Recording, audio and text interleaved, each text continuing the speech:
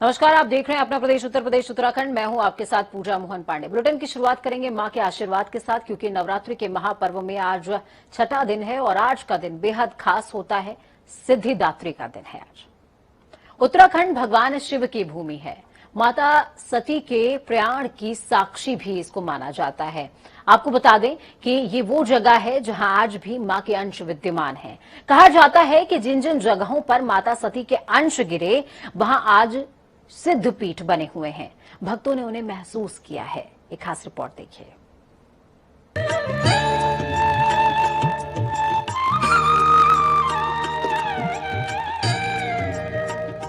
उत्तराखंड भगवान शिव की भूमि है तो माता सती के प्रयाण की साक्षी भी। यही वो जगह है जहां आज भी मां सती के अंश विद्यमान हैं। जिन जिन जगहों पर माता सती के अंश गिरे वहां आज सिद्धपीठ बने हैं।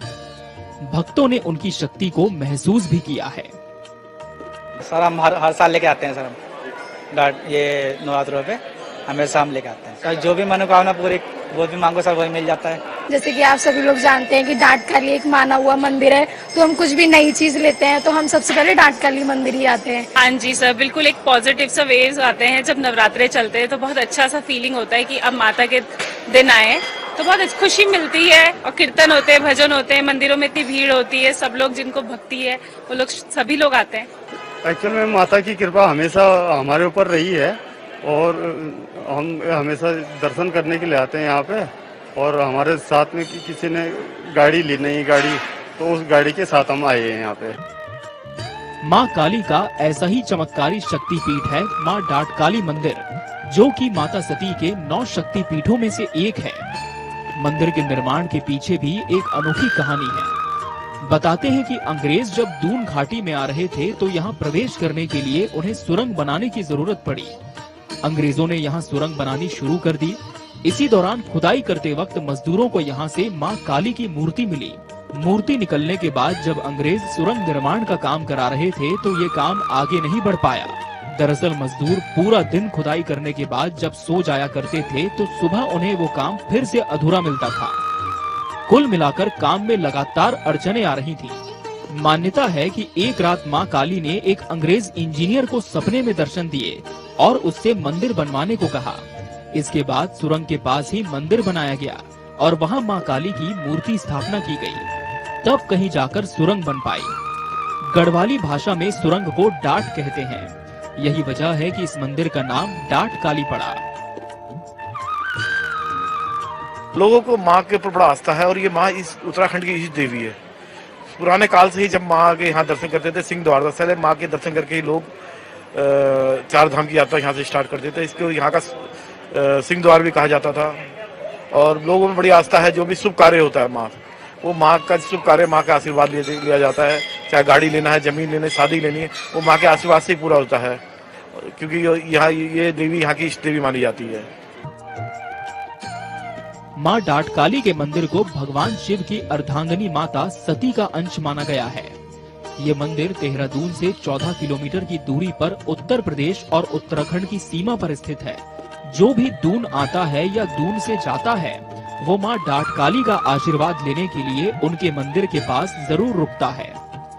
ये मंदिर जितना चमत्कारी है, इस मंदिर से जुड़ी मान्यताएं भी उतनी ही अनोखी हैं। मंदिर का निर्माण 13 जून 1804 में हुआ था, यानी कि ये मंदिर 200 सालों से भी ज्यादा पुराना है। आज भी नया काम शुरू करते वक्त या नया वाहन खरीदने के बाद श्रद्धालु मां डाटकाली के दर्शन करने जरूर आते हैं। नवरात्रि के मौके पर यहाँ विभिन्न कार्यक्रमों का आयोजन किया जाता है। वहीं दूसरी तरफ अयोध्या में आयोजित पुण्य सलिला सरयू के तट पर स्थित लक्ष्मण किला परिसर में 6 से 15 अक्टूबर तक रामलीला आयोजित की गई है। रामलीला आकर्षण का केंद्र बनी हुई है। रोजाना दर्शकों के आंकड़ों में इजाफा भी देखने को मिल रहा है। तो वहीं हमारे संवाददाता ने आज अभिनेता राहुल बूचर से खास बातचीत करी। वो राम का किरदार निभा रहे हैं। रघुकुल रीत सदा चली आई, प्राण जाए पर बचन न चाहिए जय। हमारे साथ बूचर जी हैं जिन्हों भगवान श्री राम का रोल मिला है और उनका जो संवाद है, सर रघुकुल रीत सदा चली आई पर प्राण जाए पर बचन न चाहिए। आप उस सीन पे हैं और आज की जो सीन है वो बड़ी टिपिकल है। आज के जो युवा हैं, जो आज का इस समय वक्त चल रहा है, कोई निभा नहीं पाता। तो आज जो हमारे युवा हैं और जो आपकी सीन है, उसके बारे में आप बता दीजिए हमारे साथ। मुझे ऐसा लगता है कि जो हमारे युवा हैं उनको ये चीज समझनी चाहिए कि रघुकुल की रीत से कुछ समझना चाहिए कि जब राम जी थे वो पितृभक्त थे और उन्होंने अपने पिताजी के एक वचन के निभाने के लिए 14 वर्ष के वनवास को स्वीकार किया, इतना बड़ा राजपाट त्याग दिया। तो हम नहीं कहते कि हमारा जो यूथ है वो राजपाट त्यागे या ऐसा कुछ करे, लेकिन अपने पिताजी की छोटी छोटी बातें जो सही हैं, मायने में सही बातें हैं, उनको निभाए, उनसे इज्जत से बात करे और अपना जो एक अंदर के जो गुण हैं पिताजी के वो धारण करे। तो मेरे को ये लगता है कि हमें राम जी से बहुत कुछ सीखना चाहिए। जैसे मैंने पहले भी हर मीडिया चैनल को यही बोला है कि हम आए ही इसीलिए हैं कि हम चाहें कि पूरी दुनिया में राम राज्य फैले, राम के वचन, राम के जो विचार हैं, राम के जो संस्कार हैं वो घर घर में जाएं। और हम ये चाहते हैं कि कुछ भी हो जाए लेकिन कम से कम 1 से 10% भी अगर आप लोग राम के विचारों को समझ पाए हमारी इस रामलीला के बाद, तो हमारा यहाँ पे आना सौजन्य सफल हो जाएगा। आज आपका रोल भी है और कल आप भगवान राम के बगल में मंदिर बन रहा है, राम मंदिर भी बन रहा है, कल आप रामलला दर्शन करने जा रहे हैं, क्या कहेंगे जो करोड़ों दर्शक हैं आपके? रामलला के दर्शन करने के लिए मैं सिर्फ यही कहूंगा कि रामलला का मंदिर कहीं पे भी हो, राम जी का मंदिर कहीं पे भी हो, चाहे वो यहाँ हो, चाहे वो दुनिया के किसी भी कोने में हो, पूरी शिद्दत से दर्शन करने चाहिए। और मैं सिर्फ मंदिर ही नहीं, मैं गुरुद्वारा, गिरजाघर, मस्जिद, सारा कुछ, सब कुछ मेरे हिसाब से एक ही है। और मैं ये चाहता हूँ कि जो भी दर्शन करे वो अपनी सच्ची शिद्दत से, अपने सच्चे लगाव, अपने सच्चे मन से करे, तो भगवान अवश्य प्रसन्न होंगे। और जरूरी नहीं होता कि हम भगवान से कुछ मांगें, हम भगवान को सिर्फ शुक्रिया करने जाएं। वहीं अयोध्या में आयोजित पुण्य सलिला सरयू के तट पर स्थित लक्ष्मण किला परिसर में रामलीला का मंचन लगातार चल रहा है। इस बार रामलीला में कई स्टार अभिनय कर रहे हैं। रिधिमा बेदी कैकेयी का किरदार निभा रही हैं। ऐसे में हमारे संवाददाता ने उनसे बातचीत करी है, देखिए। अयोध्या का रामलीला का आगाज हो चुका है। हमारे साथ रिधिमा बेदी जी हैं और बड़ी बॉलीवुड कलाकार हैं। उन्होंने तमाम मूवियों में काम किया है, सीरियल में भी काम किया है। आज माता कैकेयी का रोल में है, हम उन्हीं से जानेंगे। मैडम, आपका पहले तो बहुत बहुत स्वागत है। नमस्कार। आप माता कैकेयी के रोल में हैं और भगवान श्री राम की आप माँ के रोल में हैं, क्या कहेंगे दर्शकों को? ये तो मेरे लिए बहुत बड़ी सौभाग्य की बात है कि राम जी की नगरी में मुझे राम जी की माता का किरदार निभाने का अवसर मिला है, मौका मिला है। और मैं तहे दिल से कोशिश करूंगी कि मैं इसे बखूबी निभाऊं। और मुझे अयोध्या आकर इतना मज़ा आ रहा है, इतना मज़ा आ रहा है कि मैं आपसे क्या कहूँ। माता कैकेयी का रोल है, लोग थोड़ा निगेटिव देखते हैं क्योंकि वो तो माता और भगवान राम का और माता जी जानते हैं। तो आप जो दर्शक हैं, जो आपके बारे में कैकेयी के बारे में सोचते हैं, उनको क्या कहेंगे? जी, कैकेयी तो बहुत ही प्रेम करती थी राम जी से और उनके लिए तो सारे पुत्र एक जैसे थे, सारी माँओं के लिए सारे पुत्र एक जैसे थे। लेकिन ऐसे कुछ हादसे हो गए जिनकी वजह से उन्होंने ये ठान ली कि राम जी ही वनवास में जाएंगे। लेकिन आई एम श्योर उन्हें बाद में बुरा भी लगता है कि उनकी वजह से राम जी को और सीता जी को इतनी मुश्किलों, इतनी कठिनाइयों का सामना करना पड़ा। लेकिन ये अपने आप में एक बहुत बड़ी सीख है। मैडम, आज आप दूसरी बार अयोध्या आई हैं, दूसरी साल बाद। पहले साल 16 लाख लोगों ने देखा। आप जिस दिन रामलीला की शुरुआत हुई, विदेशों में लोगों ने 16 करोड़ एक ही दिन में रिकॉर्ड तोड़ दिया। तो हमारे जो दर्शक हैं उनको आप क्या कहें? तहे दिल से धन्यवाद। अगर आप नहीं होते तो हम नहीं होते, आप ही हम लोग को बनाते हैं। मैडम, भगवान राम का मंदिर बन रहा है अयोध्या में, क्योंकि कई साल बाद सुप्रीम कोर्ट का फैसला आया, राम मंदिर बन, तो आपने क्या दर्शन किया? अब तक मुझे मौका नहीं मिला, लेकिन मैं कल ज़रूर जाऊंगी और मैं यही प्रार्थना करूंगी कि राम जी का आशीर्वाद मुझ पर हमेशा बना रहे और मैं साल दर साल आती रही और दर्शकों से मिलती रहूं। आप माता कैकेयी के रोल में हैं, पर जो आज की माएँ हैं उसमें बहुत वो है। तो जो आज की माँ हैं, जो दर्शक हैं, उनको आप क्या संदेश देंगे? माँ की ममता से ऊपर तो कुछ भी नहीं होता। फिर वो कैकेयी हो, आपकी माँ हो, मेरी माँ हो, किसी की भी माँ हो, माँ तो माँ होती है। वो माँ जो होती हैं उन्हें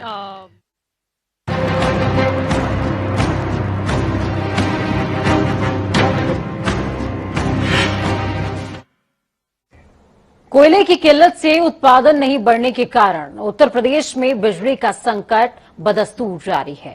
उपलब्धता घटने से गांव में 15 घंटे से ज्यादा बिजली की आपूर्ति नहीं हो पा रही है। इस बीच मुख्यमंत्री योगी आदित्यनाथ ने कोयले के लिए जहां केंद्र सरकार को पत्र लिखा है, तो वहीं कोयले की किल्लत से जूझ रहे प्रदेश में जारी बिजली के संकट को देखते हुए मुख्यमंत्री ने विद्युत व्यवस्था को लेकर आज वीडियो कॉन्फ्रेंसिंग के जरिए बैठक करी। बैठक में सीएम योगी ने प्रदेश के ग्रामीण और शहरी क्षेत्रों में शाम को 6 बजे से लेकर सुबह 7 बजे तक विद्युत आपूर्ति सुनिश्चित करने के निर्देश दिए हैं।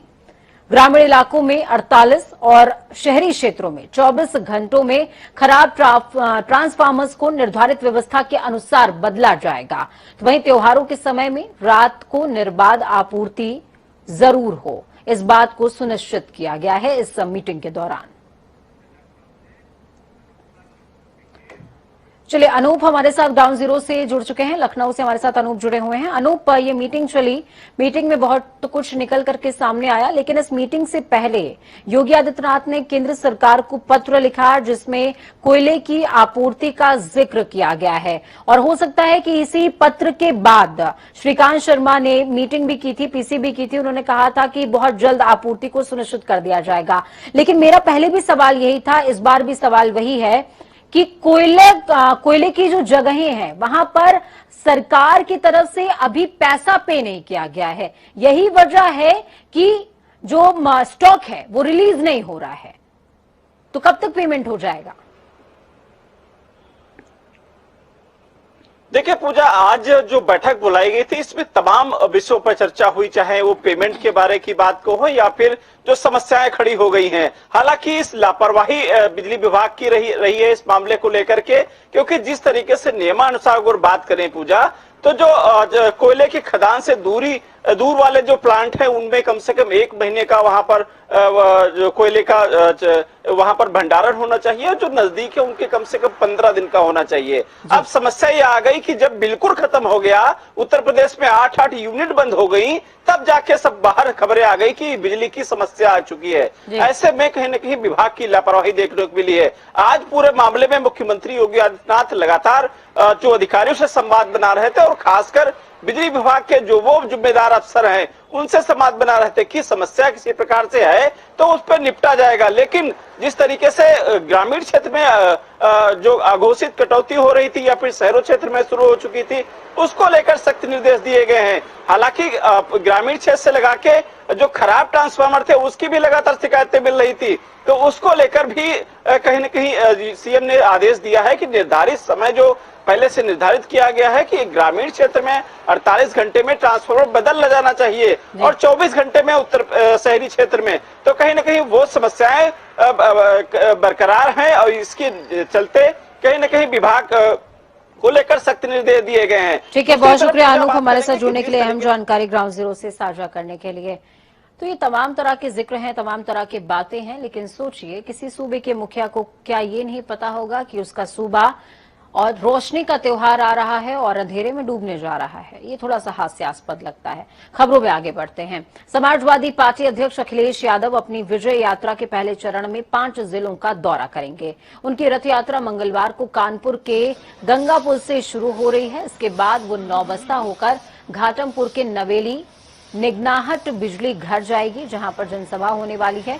इसी तरीके से अलग अलग पड़ाव बनाए गए हैं, जहां पर अखिलेश यादव की ये विजय रथ यात्रा पहुंचने वाली है। और सबसे बड़ी बात यह है कि कल से आरंभ हो रही इस रथ यात्रा से पहले अखिलेश यादव अपने पिता और सपा संरक्षक मुलायम सिंह यादव के पास पहुंचे, उनका आशीर्वाद लिया है पैर छूकर, और अब कल से आगाज होगा।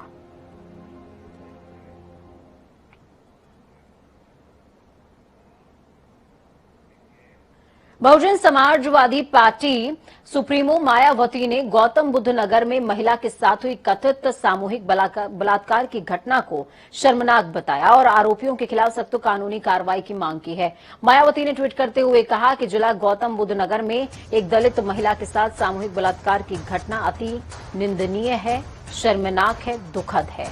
यूपी की भाजपा सरकार पीड़ित परिवार को न्याय और आरोपियों के खिलाफ जल्द ही सख्त कानूनी कार्रवाई करे, बीएसपी की ये मांग है।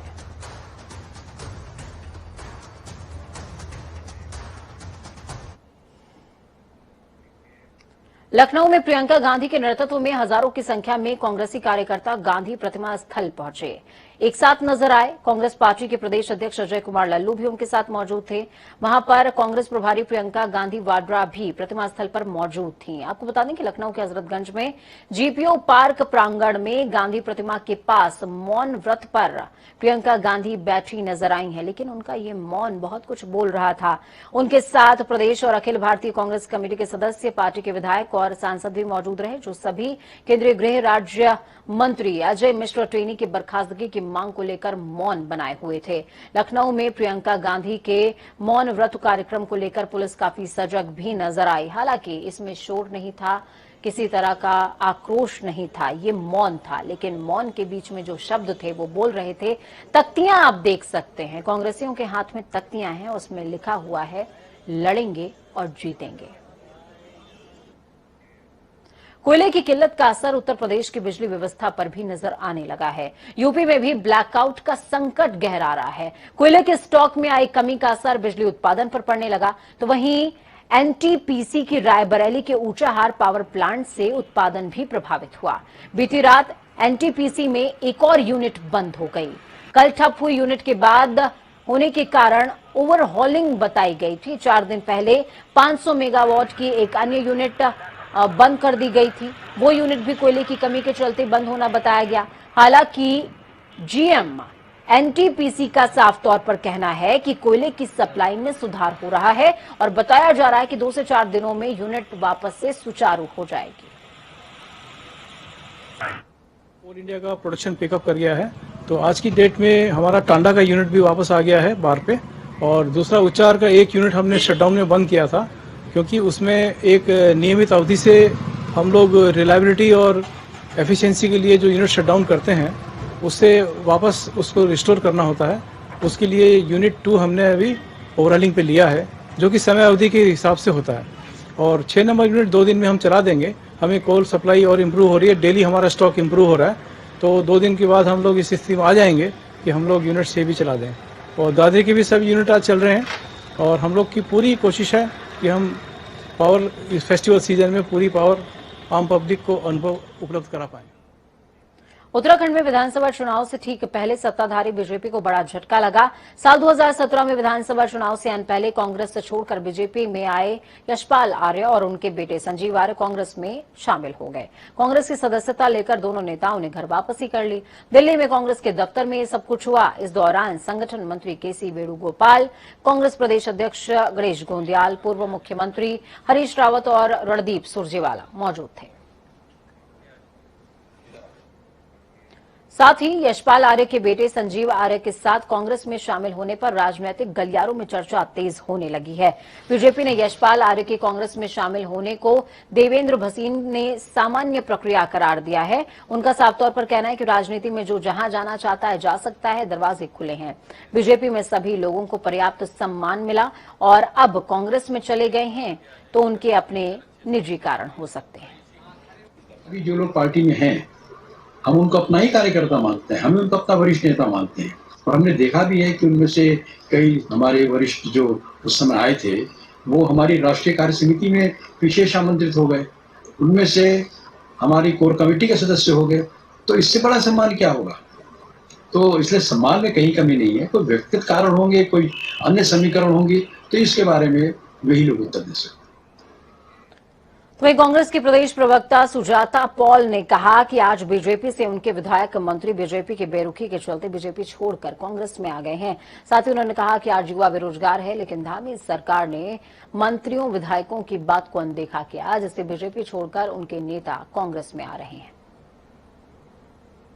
आज इनके मंत्री यशपाल आर्य जी, संजीव आर्य विधायक, वे भारतीय जनता पार्टी को छोड़कर कांग्रेस पार्टी में आ रहे हैं। आखिर क्यों? क्योंकि सम्मान नहीं करती भाजपा।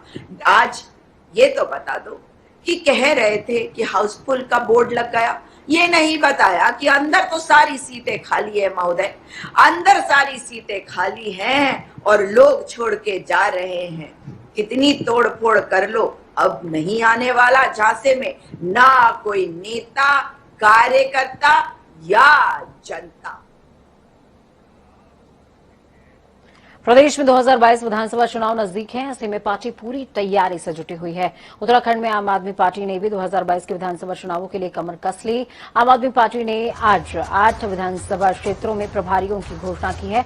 आपको बता दें कि धनौल्टी विधानसभा से अमरेंद्र बिष्ट, देहरादून राजपुर रोड से डिम्पल सिंह, ऋषिकेश से डॉक्टर राजे नेगी, भगवानपुर से एससी प्रेम सिंह, मंगलौर से नवनीत राठी, कपकोट से भूपेश उपाध्याय, चंपावत से मदन महर और नानक मत्ता विधानसभा क्षेत्र से एसटी सुनीता राणा को विधानसभा प्रभारी बनाया गया है।